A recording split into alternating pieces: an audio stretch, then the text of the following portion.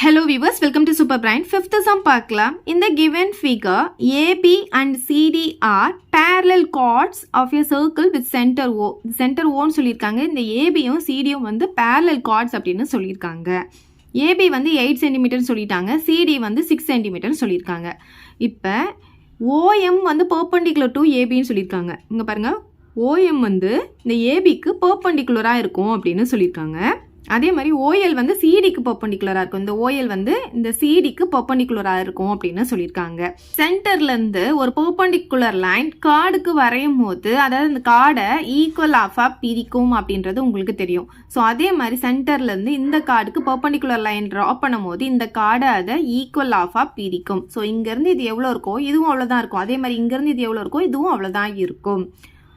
அதுக்கப்புறம் பாருங்க, distance between LM is 7 cm. So இங்கேருந்து இது வரைக்கும் எவ்வளோ கொடுத்துருக்காங்க, நமக்கு 7 cm அப்படின்னு சொல்லிட்டாங்க. Find the radius of a circle அப்படின்னு சொல்லியிருக்காங்க. ரேடியஸ் கண்டுபிடிக்க சொல்லியிருக்காங்க. ரேடியஸ் அப்படின்னா என்ன, சென்டர்லேருந்து சர்க்கிளுடைய சர்க்கம்ஃபரன்ஸில் எங்கே வேணாலும் ஒரு லைனை ட்ரா பண்ணால் அதுதான் நம்ம ரேடியஸ் அப்படின்னு சொல்லுவோம். ஸோ இங்கேருந்து நான் இப்போ ஏவை வந்து ஜாயின் பண்ணிக்கிறேன். இது என்னன்னு பார்த்தீங்கன்னா ஒரு ரேடியஸ். அதே மாதிரி இப்போ நான் சியையும் ஜாயின் பண்ணிக்கிறேன்.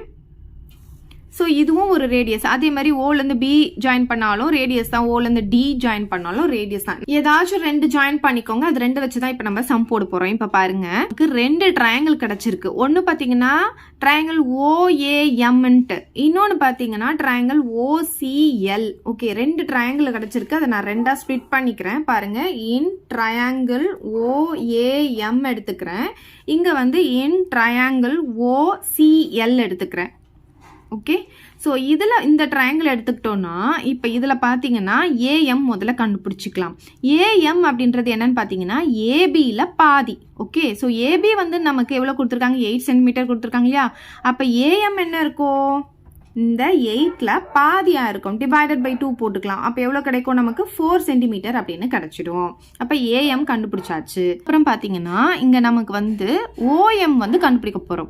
OM எப்படி கண்டுபிடிக்க போகிறோம்னா, இது ஃபுல்லாக சேர்த்து நமக்கு 7 cm கொடுத்துருக்காங்க. ஆனால் O வந்து இது ரெண்டுத்துக்கும் சென்டர் கிடையாது. ஏன்னா இங்கே பாருங்கள், இந்த கார்டுடைய லென்த்து 8 cm, இந்த கார்டுடைய லென்த்து 6 cm இருக்கும் போது இந்த O வந்து சென்டராக இருக்க முடியாது. அப்போனா இங்கேருந்து இது வரைக்கும் 7ல் பாதின்ட்டு நம்ம எடுக்க முடியாது. அப்ப நம்ம என்ன பண்ணலாம்னா, இந்த OM வந்து x அப்படின்னு எடுத்துக்கலாம். OM உடைய டிஸ்டன்ஸ் என்ன எடுத்துக்கலாம், x ன்னு எடுத்துக்கலாம். சோ இங்க பாருங்க, let OM equal to x அப்படின்ட்டு எடுத்துக்க போறோம். இப்போ இது வந்து எக்ஸா இருந்தா இது எவ்வளோ இருக்கும் பாருங்க, OL எவ்வளோ இருக்கும்னு பார்த்தீங்கன்னா இது ஃபுல்லாக சேர்ந்து 7ஆ இருக்கும் போது இந்த டிஸ்டன்ஸ் 7 - எக்ஸா இருக்கும். ஏன்னா ஃபுல்லாக 7, இது வந்து எக்ஸ்ன்னு எடுத்துட்டோம்னா அப்போ இந்த எக்ஸை வந்து 7லேருந்து மைனஸ் பண்ணிட்டா தான் இந்த டிஸ்டன்ஸ் நமக்கு கிடைக்கும். அப்போ இது 7 - எக்ஸா இருக்கும்.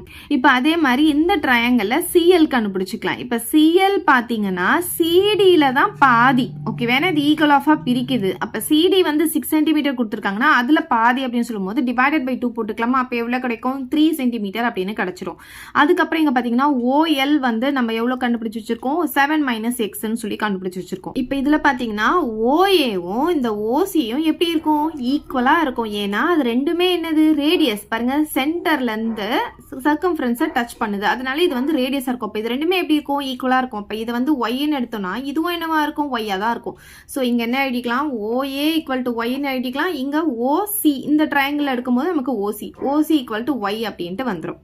ஸோ இப்போ நம்ம எல்லா சைடுமே எழுதியாச்சு இந்த ட்ரையாங்கிள். அதே மாதிரி இந்த ட்ரையாங்கிளையும் எல்லா சைடும் எழுதியாச்சு. இப்போ இது பார்த்தீங்கன்னா ஒரு ரைட் ஆங்கிள் ட்ரையாங்கிள். ஏன்னா இங்கே பர்பெண்டிகுலர் கொடுத்துருக்காங்க. அப்போ ரைட் ஆங்கிள் ட்ரையாங்கிளாக இருக்கும்போது நம்ம இங்கே பித்தாகரஸ் தியரம் யூஸ் பண்ணலாம். ஸோ பித்தாகரஸ் தியரம் படி ரைட் ஆங்கிளுக்கு ஆப்போசிட்ல இருக்கிறத ஹைப்போடெனியூஸ்னு சொல்லுமா. அப்போ இங்கே என்ன வரும், OA ஸ்கொயர் = அதர் 2 சைட்ஸையும் ஸ்கொயர் பண்ணி ஆட் பண்ணுறதுக்கு ஈக்குவலாக இருக்கும். அப்போ AM square + MO square, AM square + MO square. இப்போ OA அப்படின்றது என்னன்னு பார்த்தீங்கன்னா நமக்கு இங்கே ஒய்யா, அப்போ Y ஸ்கொயர்னு போட்டுக்கலாமா.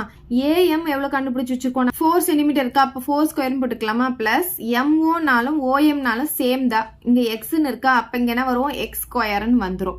ஓகே, இதை ஈக்குவேஷன் 1 அப்படின்னு எடுத்துக்கலாம்.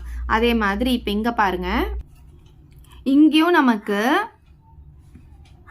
இங்க பாருங்க, இங்க ரைட் ஆங்கிள் இங்க இருக்கா, அப்ப அதுக்கு ஆப்போசிட்ல இருக்கதான் ஹைப்போடெனஸ்னு சொல்லுமா. அப்ப O C square equal to other two சைட்ஸையும் ஸ்கொயர் பண்ணி ஆட் பண்றதுக்கு ஈக்குவலா இருக்கும். இப்போ O L square plus L C square, O L square plus L C square. O C வந்து நமக்கு ஒய்ன்னு தெரியுமா, அப்ப இங்க ஒய் ஸ்கொயர்னு போட்டுக்கலாமா. ஓஎல் பாத்தீங்கன்னா 7 மைனஸ் எக்ஸா, அதுக்கு ஹோல் ஸ்கொயர் போட்டுக்கலாமா. பிளஸ் எல்சினாலும் சிஎல்னாலும் ஒன்று தானே, அது 3ன்னு கண்டுபிடிச்சிருக்குமா, அப்ப இங்க நம்ம 3 ஸ்கொயர்னு போட்டுக்கலாம். இதை ஈக்குவேஷன் 2ன்னு எடுத்துக்கலாம். இப்போ 1 and 2 பாருங்களேன், இதுலயும் நமக்கு ஒய் ஸ்கொயர் தான் வந்திருக்கு, இங்கேயும் வந்து left hand side Y square தான் வருது. ரெண்டுமே ஒய் ஸ்கொயருக்கு ஈக்குவலா இருக்கிறதுனால ரைட் ஹேண்ட் சைடு ரெண்டுமே ஈக்குவலா இருக்கும். ஸோ ஃப்ரம் ஈக்குவேஷன் 1 and 2ல இருந்து இந்த ரைட் ஹேண்ட் சைடு ரெண்டுத்தையும் ஈக்குவல் போட்டு எழுதிக்கலாம். So 4 square plus X square எதுக்கு ஈக்குவலா இருக்கும்னா 7 minus X the whole square plus 3 ஸ்கொயருக்கு ஈக்குவலா இருக்கும். இதுல இருந்து நம்ம எக்ஸ் வேல்யூ கண்டுபிடிச்சிட்டோம்னு வச்சுக்கோங்களேன், இதுல சப்ஸ்டிடியூட் பண்ணி நம்ம ஒய் கண்டுபிடிச்சிடலாம். ஏன்னா நமக்கு ஒய் தான் வேணும், நமக்கு ரேடியஸ் தானே கண்டுபிடிக்க சொல்லியிருக்காங்க, அதுக்காக. சரி, இப்ப பாருங்க, இது 4 ஸ்கொயர்னா 16 நமக்கு தெரியுமா. ஸோ 16 போட்டுக்கலாம், பிளஸ் எக்ஸ் ஸ்கொயர் வரும். இது a minus b the whole square ஃபார்முலால எக்ஸ்பிளைன் பண்ணணும். ஏ ஸ்கொயர் அப்படின்னு போட்டா 7 ஸ்கொயர் 49 வந்துடும். அப்புறம் மைனஸ் 2ab இல்லையா, மைனஸ் 2 இன்ட்டு 7 வந்து 14. பி பார்த்தீங்கன்னா இங்க எக்ஸ் இருக்கு. பிளஸ் பி ஸ்கொயர் அப்படின்னு சொல்லும் போது பி இருக்கிற இடத்துல நமக்கு எக்ஸ் இருக்கிறதுனால எக்ஸ் ஸ்கொயர் வந்துடும். லாஸ்டா நமக்கு இங்க என்ன இருக்கு, 3 ஸ்கொயர். 3 ஸ்கொயர்னா என்ன, நமக்கு 9. இப்ப பாருங்க, ரெண்டு சைடுமே பிளஸ் எக்ஸ் ஸ்கொயர் இருக்கா, அப்ப ரெண்டுத்தையுமே அப்படியே கேன்சல் பண்ணிக்கோங்க. ஏன்னா இது நீங்க இந்த பக்கம் கொண்டு வந்தீங்கன்னா மைனஸ் எக்ஸ் ஸ்கொயர் வரப்போது இப்போ 0 ஆகும். அதுக்கு பதிலாக இப்படியே நம்ம கேன்சல் பண்ணிக்கலாம். சரி, இப்ப பாருங்க, நம்பர்லாம் ஒரு சைடு, எக்ஸ் எல்லாம் ஒரு சைடு நம்ம வச்சுக்கலாம். ஸோ இந்த நம்பர் அப்படியே இருக்கட்டும். இந்த நம்பர் இந்த சைடு கொண்டு வரும்போது என்ன ஆகும், பிளஸ் 49 மைனஸ் 49 ஆயிடும். பிளஸ் 9 மைனஸ் 9 மாறிடும். இங்க என்ன இருக்கும், மைனஸ் 14x மட்டும் இருக்கும். அந்த சிம்பிளோட சேர்த்து போட்டுக்கோங்க. இப்போ இதை சிம்பிளிஃபை பண்ணிக்கலாம். இப்போ பாருங்க, இது ரெண்டுமே மைனஸ்ல இருக்கா, அதனால இது ரெண்டுத்தையும் சிம்பிளிஃபை பண்ணிக்கலாம். மைனஸ் போட்டு இது ரெண்டுத்தையும் ஆட் பண்ணிக்கலாம். ரெண்டுத்தையும் ஆட் பண்ண என்ன ஆகும், நமக்கு 58 கிடைக்கும். ஓகே, ஸோ இங்க என்ன இருக்கு, 16 அப்படியே போட்டுக்கலாம். இந்த 16 அப்படியே போட்டுக்கோங்க. இது ரெண்டுமே மைனஸ்ல இருக்கிறதுனால மைனஸ் போட்டு இது ரெண்டுத்தையும் ஆட் பண்ணி போட்டுக்கோங்க. ஈக்குவல் டு என்ன ஆகும், மைனஸ் 14x வருமா. இப்போ இது ரெண்டு வேற வேற சிம்பிள்னால இதுல இருந்து இதை நம்ம மைனஸ் பண்ணணும். ஸோ 58ல இருந்து 16 மைனஸ் பண்ணிக்கலாம். மைனஸ் பண்ண என்ன ஆகும், நமக்கு 5ல 1 போச்சுன்னா 42 கிடைக்குது. பெரிய நம்பர் சிம்பிள் மைனஸ்ல இருக்கிறதுனால மைனஸ், கண்டிப்பா மைனஸ் போட்டுக்கோங்க. ஈக்குவல் டு மைனஸ் 14x வரும்.